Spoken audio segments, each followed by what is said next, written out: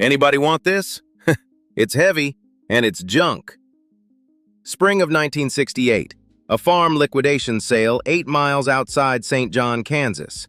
The auctioneer was holding a Maxwell House can up by the bale, packed to the rim with horseshoes pulled off dead horses, rusted together into one solid brick. Some of them still had the nails through the holes. A 9-year-old boy put his hand up. "I'll take it, 50 cents. 2 quarters.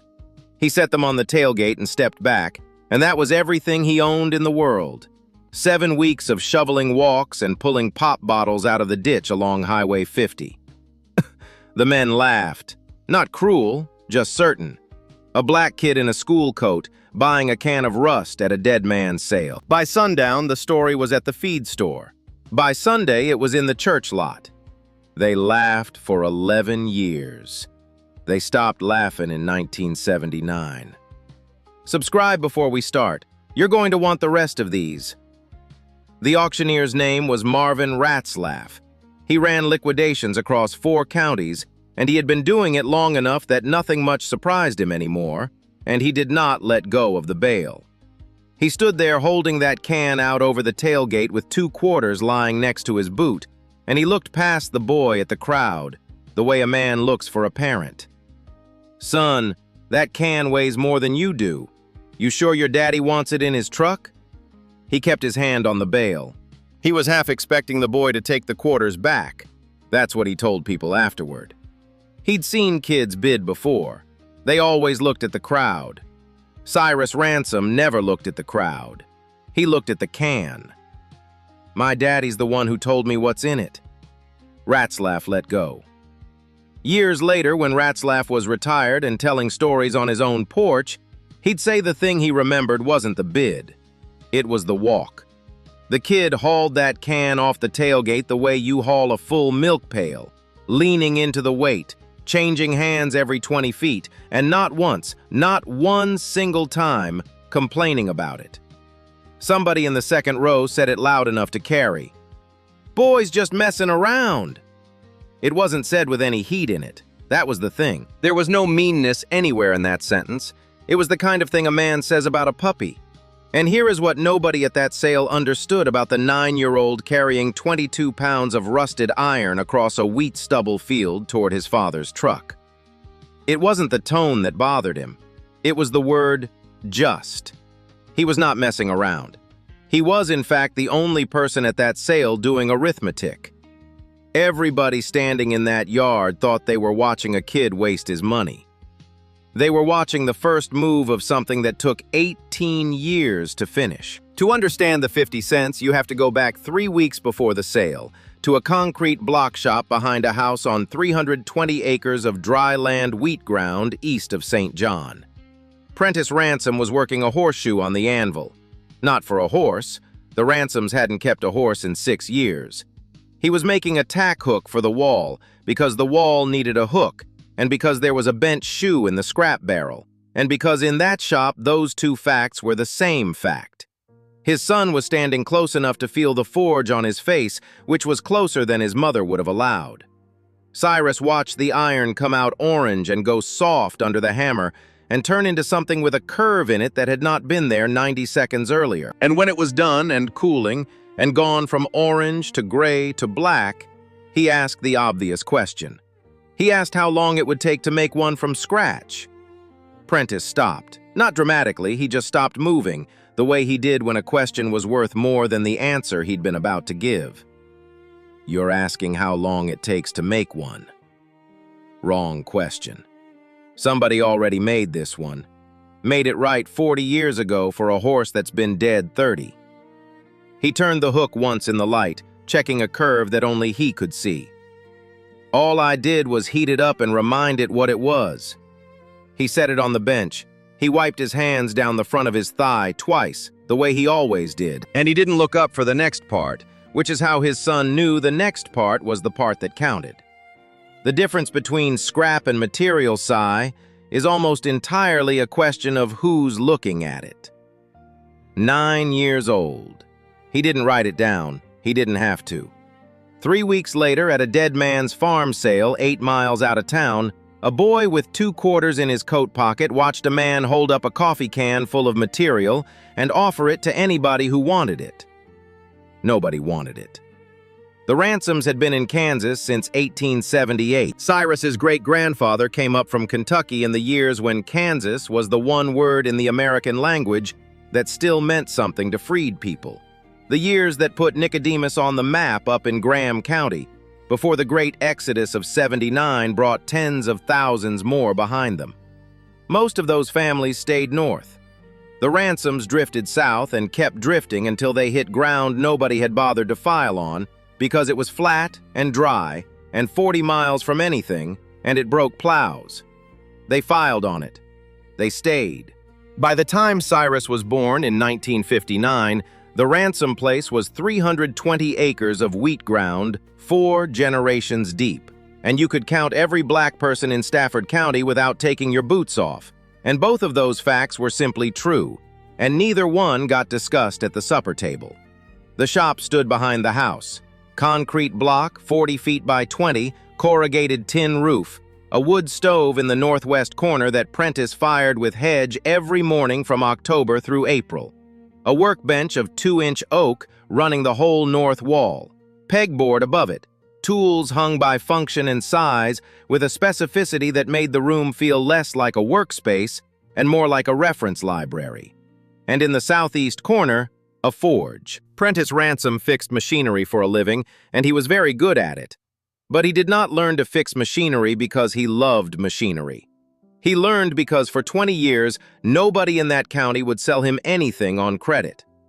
Not the implement dealer, not the parts counter, not the fuel co-op, which carried accounts for every white farmer in the township as a matter of course and wanted cash from Prentice Ransom as a matter of course, and never wrote that down anywhere because you don't have to write a thing down if everybody already knows it. So he learned to weld cast iron.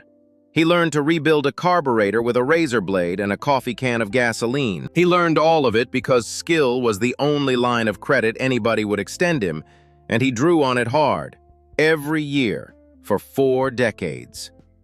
And his son grew up in a house where every single object was the second version of something else. The kitchen table legs came off a shipping crate. The clothesline post was a section of drill stem. The tractor seat had been a church pew, and the church pew had been a church pew. Cyrus Ransom did not learn to be frugal in that house.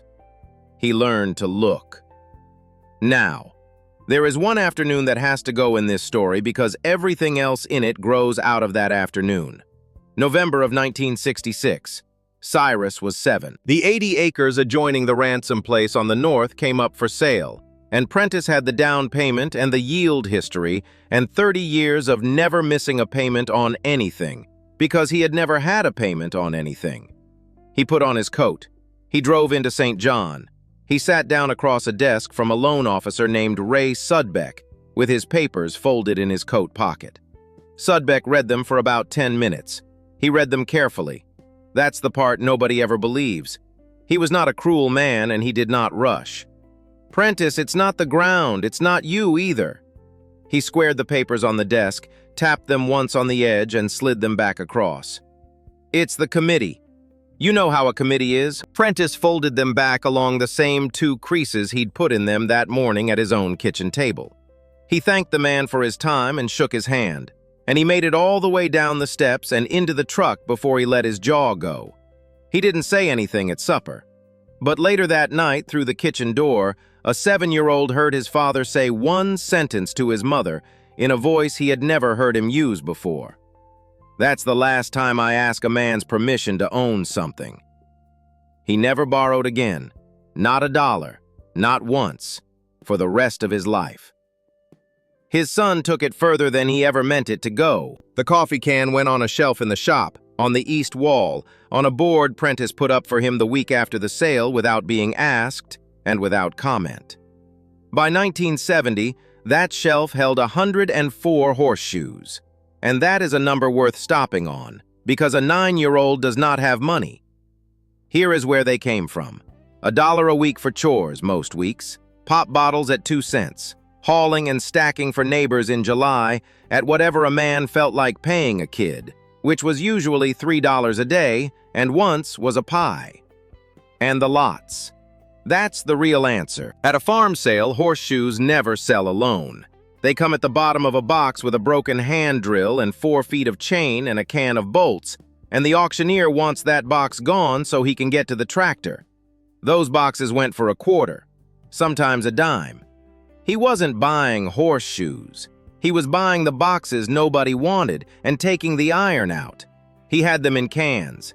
He had the cans labeled in pencil in a 9-year-old's handwriting, fronts, good iron, and backs, and one can that just said, bad, which he kept anyway because his father had told him you don't throw out a thing until you know what it isn't. By 1972, there were 200. He was 13 and he was riding a bicycle 9 miles to farm sales in the summer, which was a thing people noticed and thought was funny. Auctioneers started handing him the miscellaneous lots for a quarter to get a laugh out of the crowd. He let them. He paid the quarter and he took the iron, and he never explained himself once, in 11 years, to anybody. And that is worth stopping on because it is the strangest thing about him. A 13-year-old has one instinct above all others, and it is to be understood. To say, no, wait, here's why. Every kid in that county who ever got laughed at explained himself immediately, at length, usually badly. Cyrus Ransom never did. Not once. He let 200 people be wrong about him for a decade, and he did not spend a single sentence correcting any of them. His mother asked him about it once, in the kitchen, after somebody had said something at church. He thought about it for a while before he answered her, and what he said was that explaining it wouldn't make it work any better. By 1975, there were 400, and something had changed. He'd stopped sorting them by size. He was sorting them by how the iron felt when it came up to heat, which is not a thing you can teach, and not a thing you can fake, and not a thing anybody in Stafford County knew he could do. Some of those shoes had been hand-forged by farriers who were dead before the First World War, out of wrought stock that doesn't exist anymore. Some were factory keg shoes stamped out in the 40s. They are not the same material. They do not behave the same under a hammer. He could tell them apart with his eyes shut. He'd been holding them since he was 9. His mother, Odessa, complained exactly twice a year that there was not a single coffee can left in her kitchen for bacon grease. And both times her husband said he'd pick some up in town, and both times he forgot. By 1978, there were 611, and the shelf ran the entire length of the east wall. Half the county had already written the same sentence about that boy without ever once saying it out loud. Harmless. And a little strange. Somebody at the co-op finally asked him straight out one afternoon what on earth he was planning to do with all that scrap iron. Nothing yet. That was the whole answer. He picked up the feed sack he'd come for and put it in the truck and drove home. And the man who'd asked told the story twice that week because he thought it was funny. Cyrus Ransom was not collecting horseshoes. He was collecting options. In March of 1978, Cyrus Ransom drove 40 miles to a place outside Kingman to buy a dead trade off an old man. Emmett Ostrander was 81. He had been shoeing horses in that county since 1918, and his hands had gone, and he was selling his tools because there was nobody left in his family who wanted them. He wanted $25 for the lot. Cyrus paid it before he looked at anything, which Ostrander noticed. Then Ostrander made him sit down. 2 hours. On a hay bale in a shed with the door open and the wind coming through. Every tool out of the box, one at a time. What it was for, what it did to a hoof if you used it wrong. The pritchel, the turning hammer, which is not a driving hammer, and a man who confuses them will tell you so with his work. The clinching block. The 19-year-old sat on that hay bale for 2 hours and did not interrupt him once. At the end, Ostrander put the last piece in the box and stood there with his hand on the lid. You want to know why I'm handing this to a kid for $25 instead of $100 to some fella in Wichita? He turned the clinching block over once, feeling the wear pattern his own hand had put into it across 60 years, and set it down in the box with the rest. Because the fella in Wichita would hang it on a wall. You're gonna wear it out. Cyrus put the lid on the box himself. He shook the old man's hand and he carried it to the truck, and Ostrander watched him from the shed door the whole way. One more purchase that spring. A champion post vise out of a collapsed shed in Barber County, $8, jaws sprung, screw seized, mounting plate cracked along one edge, but, and he checked this before he paid, not cracked through the critical section. That vise cost $8. It is still bolted to the end of that bench, and it has outlived every man in this story. Here is the situation in Stafford County, Kansas in 1978. There were still working horses, not many, quarter horses for cattle work, a few draft crosses that older men kept out of habit, and the horses that the county's small, stubborn population of actual ranchers used for actual daily work. Those horses needed shoes every 6 to 8 weeks. That is not optional. That is not a preference. And the nearest working farrier was 40 miles away in Kingman, booked 6 to 8 weeks out, charging $20 to $24 a head plus mileage. So the math in that county was, you called a man, you waited 2 months, you paid him $140 to do 6 horses, and if one of them threw a shoe the week after he left, you waited again. That is a gap. That's not a hardship, and it's not a crisis.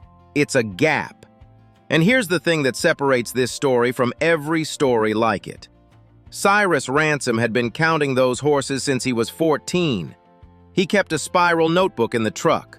Owner, number of head, whether they were shod all around or fronts only, how often, who they used, what they complained about. He never told anybody he was doing it. There's no version of that conversation that doesn't sound insane coming from a 14-year-old. And the notebook told him 3 things that nobody else in that county knew, because nobody else had bothered to write anything down. It told him the real number of working horses in his range was 51, not the 20 or so people assumed, because the assumption counted ranches, and the notebook counted animals. It told him the complaint was never the price. 11 men complained about the weight. 2 complained about the price. That is the entire business model, sitting in a spiral notebook in pencil for 4 years in a truck. And it told him that the Kingman farrier was 63 years old. Cyrus wrote that down in 1976 without any comment next to it. It didn't need one. 4 years of data before he ever nailed on a shoe for money. He was not a prodigy. He was the only person in Stafford County who had paid attention to the same small thing for 10 years without getting bored of it. The winter of 1978 into 1979 was the winter he built the business, and it cost him under $100. And that number is not a rhetorical flourish. That's the number. He welded the cracked vise with a technique his father had shown him. Cast iron, slow heat, right rod, slower cooling, and you do not rush any of the 3. He freed the seized screw with penetrating oil and heat and 2 days of not being in a hurry. He wire-wheeled Ostrander's tools and put linseed oil into the handles. He fired the forge, and then he went through 611 horseshoes one at a time, in the cold, over about 6 weeks, and sorted them again. Now, a question that ought to be occurring to you. 600 shoes sounds like a lot. It isn't. 40 horses, shod 4 feet around, every 7 weeks, burns through more than 1,000 shoes in a year. That collection would have been gone by August. The 600 shoes were never the inventory. They were the education. 10 years of holding iron. 10 years of learning by hand what a well-made shoe feels like versus a rushed one. What carbon content does under a hammer, how a heel caulk wears on rock versus sand. You cannot buy that. There is no catalog that sells it. He kept buying, of course. He bought keg shoes by the box from the supply house in Hutchinson like every farrier does, and he kept working the sales, and the shelf on the east wall never got smaller in his lifetime. But the 600 were the reason a 19-year-old could open a business with a welded $8 vise, a dead man's tools, and no equipment loan, while a grown man in Wichita needed $4,000 of credit to do the exact same thing. That is the whole thesis of this story, and it fits in a coffee can. His father watched him work that winter from the shop doorway in a coat because his heart had started giving him trouble 2 years earlier, and he couldn't stand the cold the way he used to, and he couldn't stand at the anvil for more than 20 minutes. You know, there's easier ways to make $14. Cyrus didn't look up. He turned the shoe a quarter and hit it twice more before he answered. There's easier ways. There's no cheaper ones.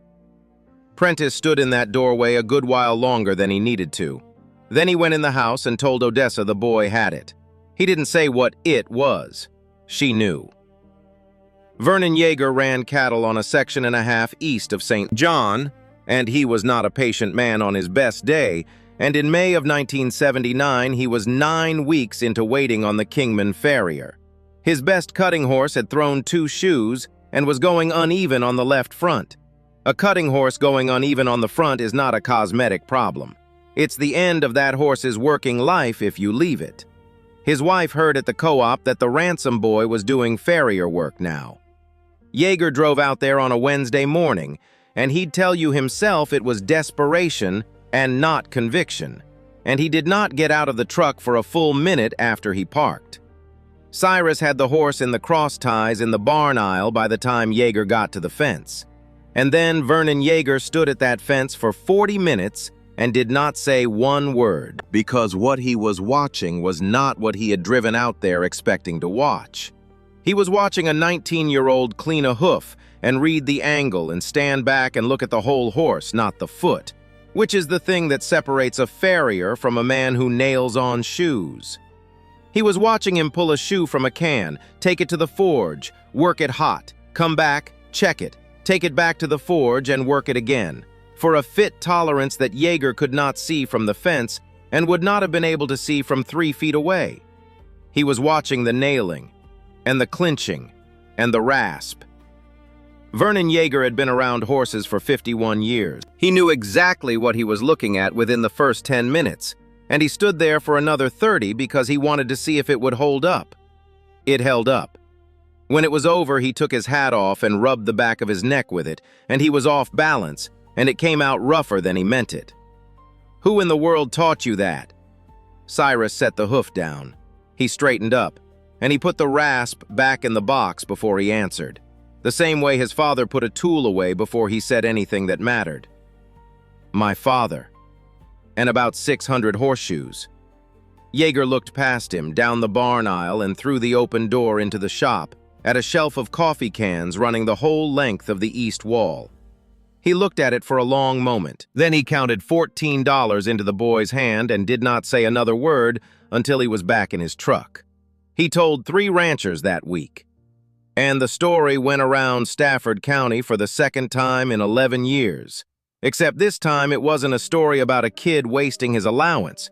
It was farmers telling other farmers about something they'd seen with their own eyes. That was 1979. That was the year the laughing stopped. Nobody apologized. Nobody ever does. There was no moment, no scene, no reckoning. It just went quiet, the way a room goes quiet when it slowly realizes it's been wrong about something for a long time and would rather not discuss it. By 1981, Cyrus Ransom was shoeing 43 horses across 4 counties. He never advertised. Not once. Not a card at the feed store. Not a line in the Stafford County paper. He never bought a truck-mounted forge or a professional stand or any of the equipment the farrier supply catalogs were selling to men who wanted to look like farriers. He had his father's shop, his father's forge, a dead man's tools and a welded vise. His overhead was coal, nails, and rasps. He charged $14 a head, no mileage, and he could usually get to you inside a week. And every dollar of it went into an account at the Stafford County Bank, because there was nothing it needed to go toward. The truck was paid for. The farm was paid for. The shop had been paid for in 1931. There is one phone call from that year worth putting in. A new operator north of the county line called about 6 head. Cyrus picked up the phone in the kitchen. The man asked politely if he could speak to the owner. You are? There was about 2 seconds of nothing on the line. Then the man gave him the dates. Cyrus wrote the appointment down. He always wrote it down anyway. That's not a moral, it's just what he did. And now the part of this story that gets left out of stories like this one. In the summer of 1981, he set a 2-year-old wrong. Trimmed the angle too low on both fronts. It's a judgment call on a young horse, and he made the wrong one.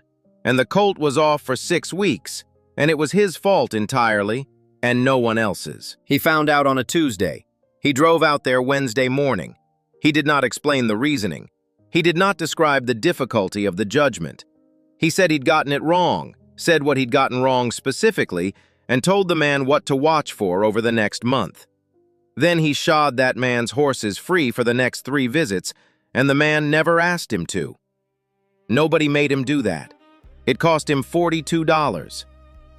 And it bought him something the $42 couldn't. Prentice Ransom died on a Tuesday morning in March of 1982, in the shop, at the bench.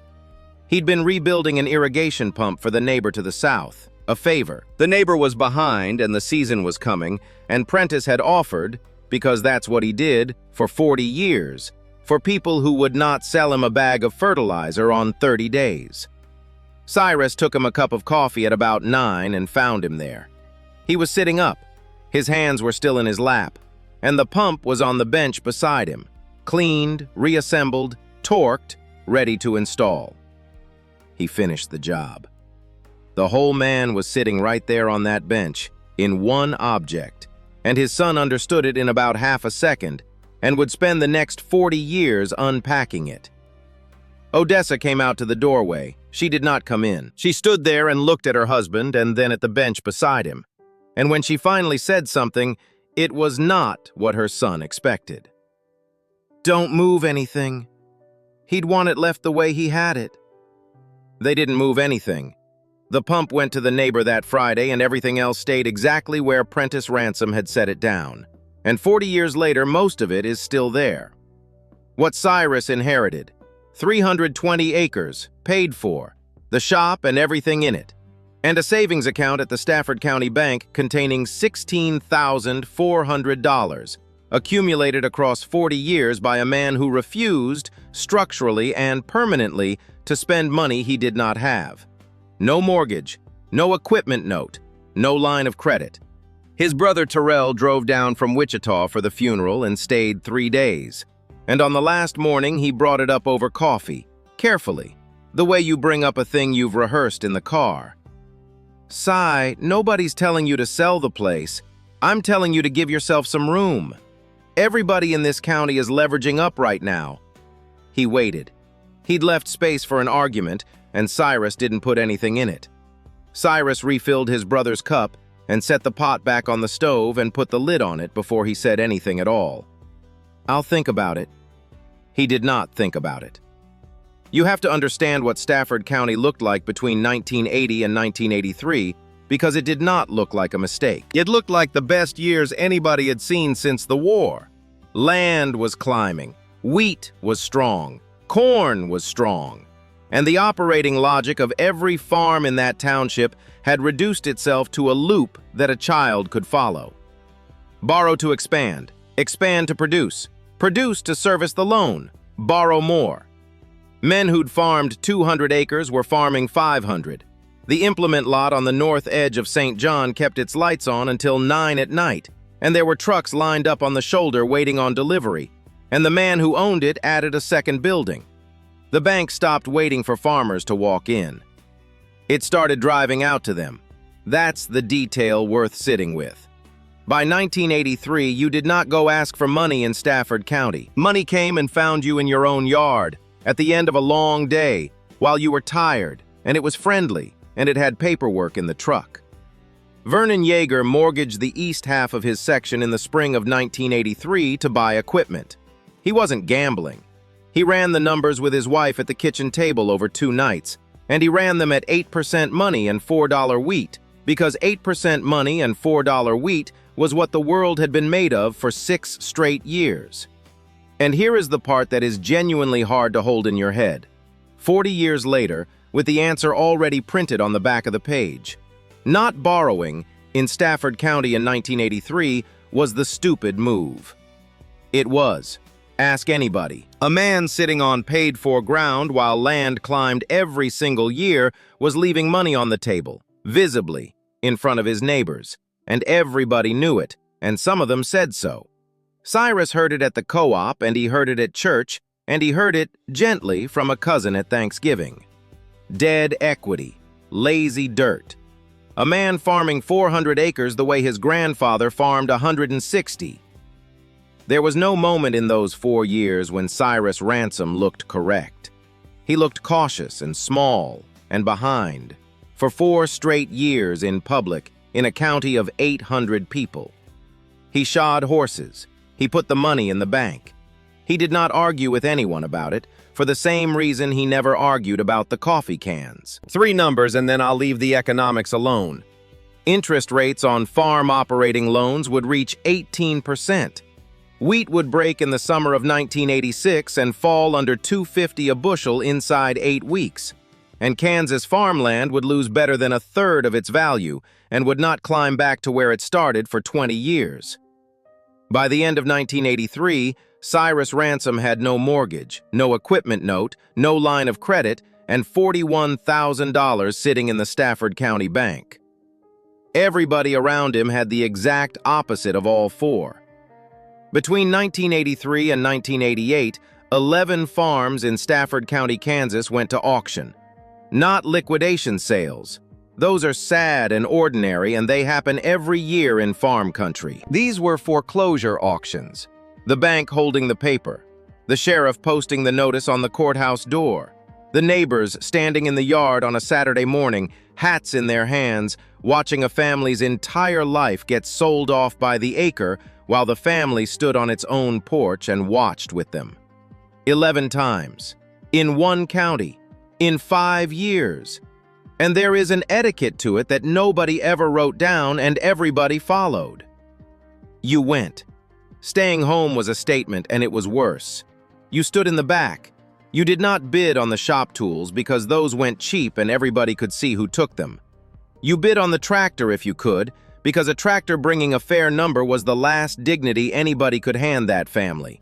And you did not look at the house. That was the rule. Whatever else you did with your eyes for 3 hours, you did not look at the porch. And the thing that made it unbearable, the thing that people from that time still won't talk about at length, is that almost none of those men had done anything stupid. Vernon Yeager lost the east half of his section in 1985. He came by the shop that fall. Not for anything. He didn't bring a horse and he didn't bring a part, and he stood in the doorway with his hands in his coat pockets for a while before he said what he came to say. I did everything they told me was smart, Cy.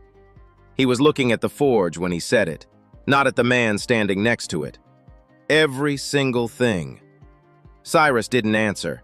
There wasn't an answer, and his father had taught him that when a man says a thing like that out loud, he is not asking a question, and the worst thing you can do is hand him one. They stood there a while. Then Yeager said he'd better get on, and he got on. Yeager was not reckless, and he was not a careless man. He did precisely what his banker called prudent, what the extension office called modern, and what every neighbor he respected was already doing and calling progress. He built inside the logic he was handed. The logic was wrong. And across the fence line, 4 miles east, absolutely nothing happened. Cyrus Ransom's expenses in 1985 were identical to his expenses in 1981. Coal, nails, rasps, seed wheat, fuel, and the property tax on 320 acres. They didn't change because they couldn't change. You cannot economize your way out of a crisis if you never spent anything to begin with. And you also cannot be destroyed by one. Nothing could be called because nothing had been borrowed. He kept shoeing horses. He kept putting the money in the bank. He went to most of those 11 auctions and he did not enjoy a single one of them, and he never bid. Until the fall of 1986. The 160 acres adjoining the Ransom place on the east had belonged to the Lindquist family since 1901. Old man Lindquist died in 1984. His sons mortgaged it in '85 to hold on to their own operations, and in '86 the note came due, and the ground was worth less than the note, and the equipment was worth less than that. It was good land, flat, clean, no waste in it, and in the northeast corner there was a working irrigation well. Prentice Ransom helped drill that well in 1959. The bank set the opening bid at $280 an acre. That was well below what the ground had brought in 1979, and it was, and every man standing in that yard knew this, a genuine bargain, in the abstract, in a world where anybody had any money. There were 40 men in that yard who knew that ground was worth more than $280. Not one of them could raise it.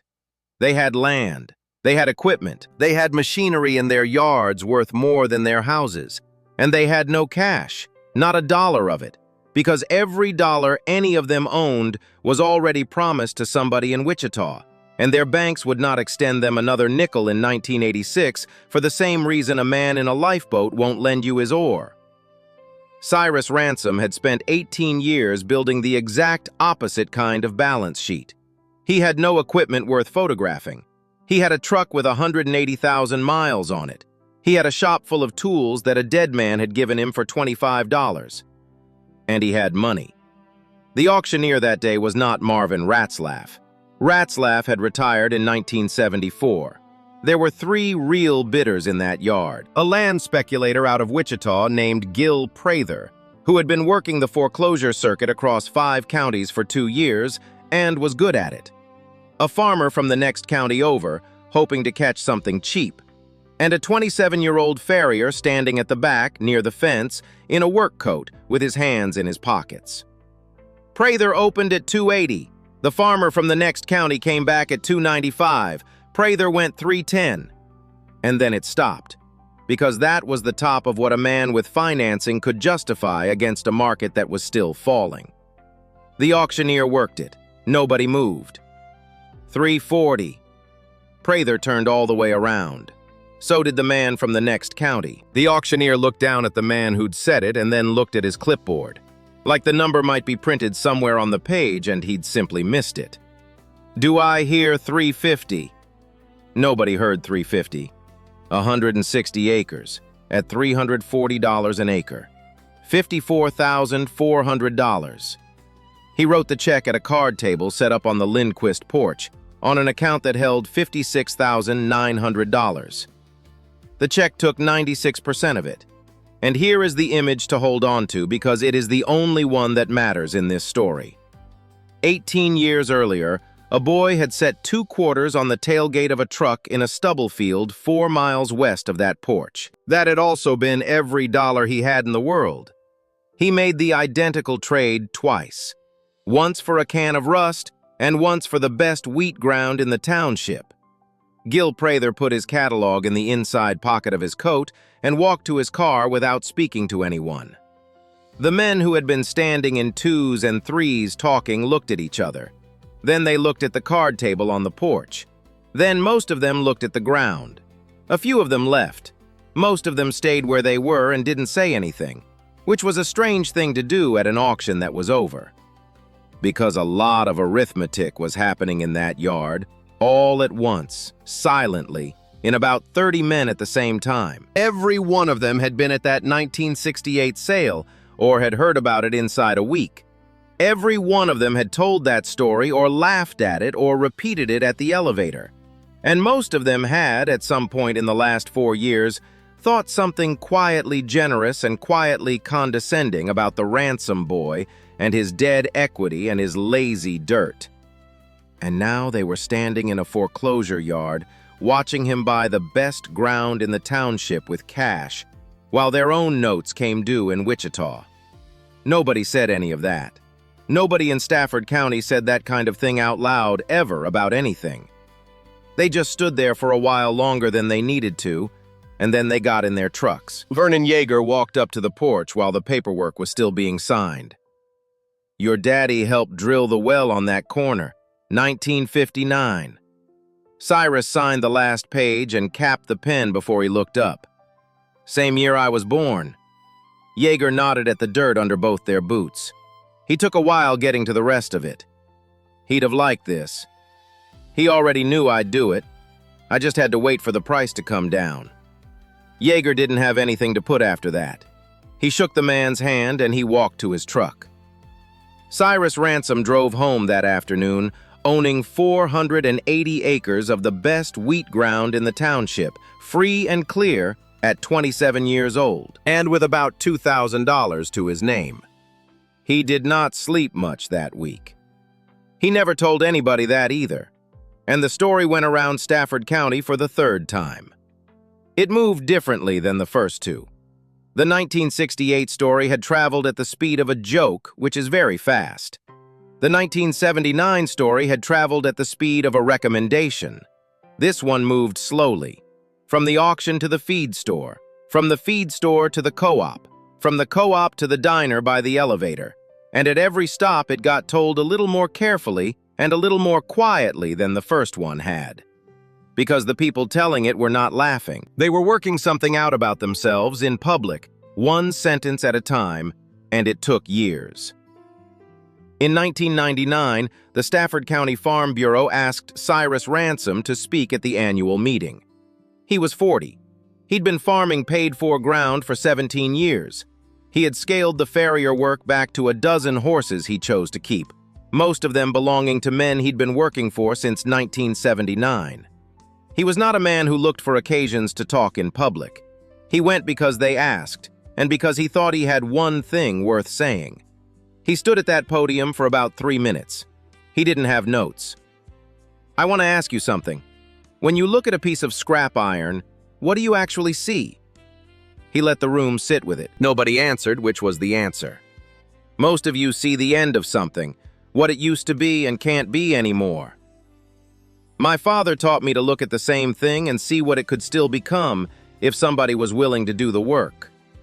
He put one hand flat on the podium. The difference between scrap and material is almost entirely a question of who's looking at it. He told me the same is true of land, and of time, and of money. He shifted his weight, and for the first time in 3 minutes his voice moved half a step.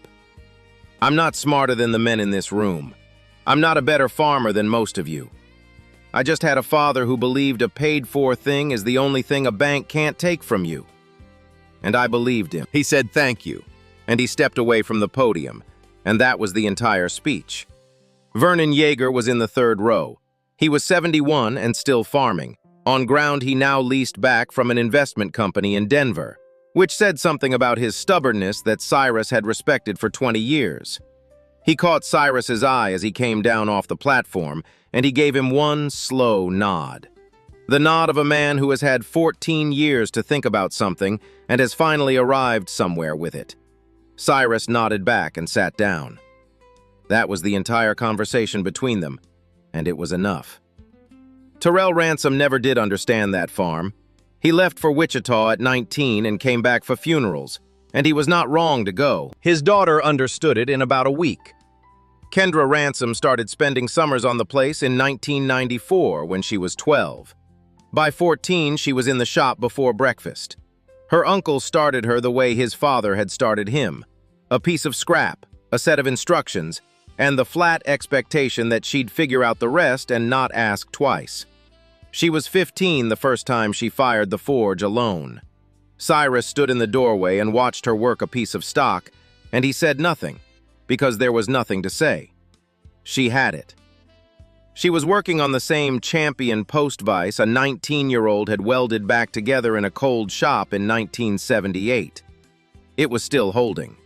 She took over the operation in 2008. The tools were hung exactly where a man had left them in March of 1982, and the coffee cans were still on the east wall shelf, though there were considerably more of them than there had been. Because she hadn't only inherited a collection. She'd inherited the habit of seeing what other people walk past. So, what do you see when you look at a coffee can full of rusted horseshoes? Most of Stafford County saw 50 cents worth of scrap iron and a boy who didn't know any better. Prentice Ransom saw 40 years of somebody else's metallurgy, already paid for, sitting in a barn corner waiting on a man with a forge. And a 9-year-old boy saw the beginning of something, and then spent 18 years being patient about it in public, in a small county where everybody could watch while they laughed. The boy who spent 50 cents on a can of rust was the man writing a check for $54,400 on a Tuesday morning in a county where nobody else could raise a nickel. 50 cents. A coffee can. A forge burning in the same corner of the same shop since 1938. The horseshoes nobody wanted, in the hands of the boy nobody understood, until the bank called the auction, and the only sound left in that yard was a pen moving across a check. If you stayed to the end of this one, subscribe. There are more of them, and they all end the same way.